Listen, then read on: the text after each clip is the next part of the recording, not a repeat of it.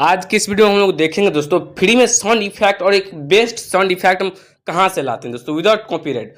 सबसे पहले चलना है गूगल पे जाने के बाद दोस्तों यहाँ पे लिखना है माई इंस्टेंट साउंड इफेक्ट। माई इंस्टेंट साउंड इफेक्ट लिखने के बाद दोस्तों ये वेबसाइट खुलेगा, इसे यहाँ से ओपन करेंगे। ओपन होने के बाद दोस्तों आप यहाँ पे पहले सुनो।